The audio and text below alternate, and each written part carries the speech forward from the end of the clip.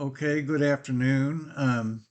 This is a picture of the San Francisco Peaks north of Flagstaff in Arizona, above the Mogollon Rim, and it's a little bit west of most of the Navajo or Dinnitah country. And what I'm going to talk, and this is a public domain image from Wikipedia. I'll give you the link.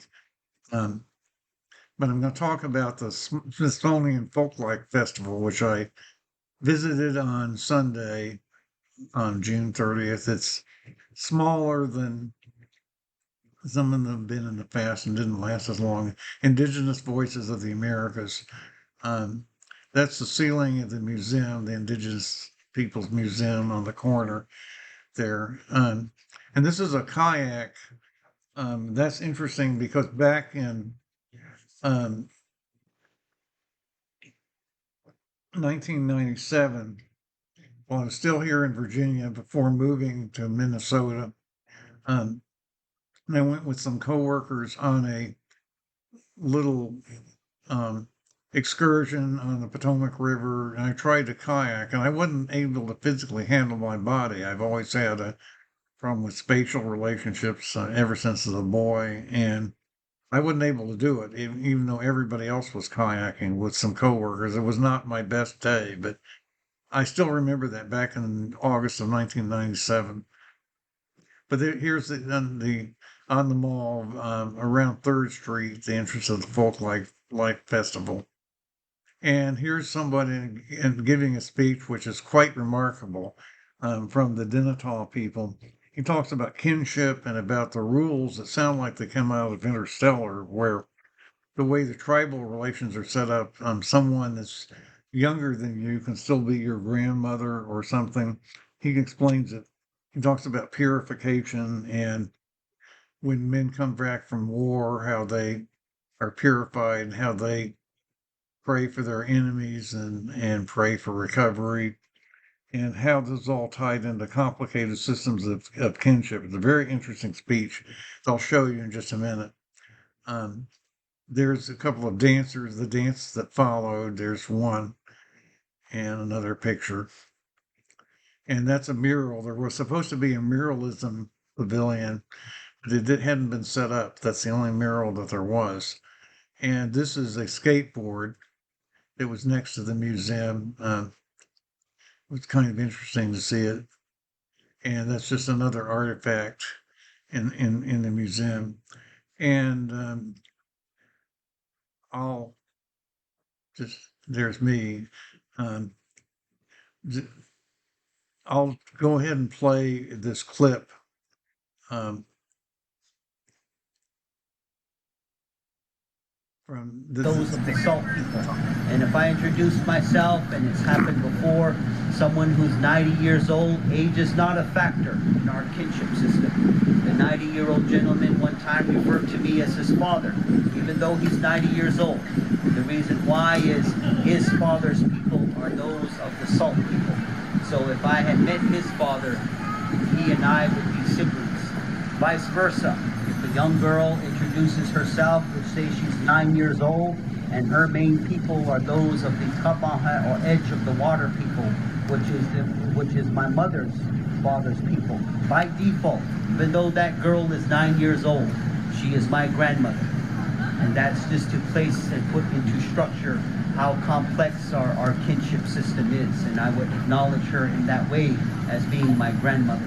So in some of our ceremonies, especially our summer one that we have during this time of year, which we call Inda, which is a purification ceremony, which I won't get into detail, but our kinship system in that ceremony is immensely and extremely important. The medicine people who conduct that make absolutely sure that the main patient and another person who will take on an important role in that ceremony are not related at all in any way by kinship. So that's very key in how our kinship system is structured. Holding in my hand here our gourd, or we call it a rag, and a lot of teachings with this, but the shaking of this symbolizes that rain, that moisture. And I'm sure some of you've been indoors before when that pounding rain just pounds on the roof there's lightning and there's thunder in that regard. And so a lot of teachings with this first performance we want to share with you. This dance really was in a way re-evolved or recreated by some very special men from our Navajo Nation, whose banner we have here to my right. We only have a handful of these men left with us, and we do cherish every moment that we have with them. But these men, I will say, growing up among them, they never bragged, they never boasted about what they did. They never said, you know, I was a Navajo code talker, or I was this, or I was that. They were very quiet about their military service. They were very humble about it. In a way, they understood that what they did created an imbalance, because there was an imbalance in the world at that time. My grandfather, he was never proud of the lives that he took, because he took someone's son, someone's nephew, someone's father, someone's brother, someone's husband. And when you are in war, you are taking someone special. Doesn't matter who your adversary is. And so when our men returned home, these men returned home, they purified themselves with our medicine, with our prayers. And they even prayed for our former adversaries. They prayed for the Japanese, that their nation would return and be whole again. They prayed for Germany and the Germans, that their nation would be whole again. That's our medicine. That's our way of how we were taught. That's part of our traditional teachings of Ket and Bojon, that all of us as humanity, we are related.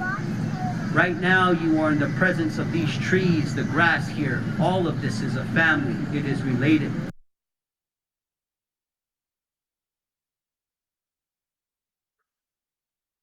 I also just wanted to talk about one other thing that turned up inside the museum. For some reason, the Copyright Claims Board had a desk and was handing out um, material about the Copyright Claims Board, which was set up in 2022. It opened in June of 2022 under the Case Act, which I've talked about on my blogs and on my channel before, where you can file copyright claims out of court. You have to be very careful if you're the defendant that you respond to it, and it is voluntary, but it is very tricky. And there have been complaints that it could make it too easy to litigate frivolous claims. I don't think that's happened, but I just thought I would mention that it was odd that, or interesting that they were there inside the museum on Sunday. And this is Copyright for Kids, which is another thing they show. But I just thought that was interesting that I ran into that.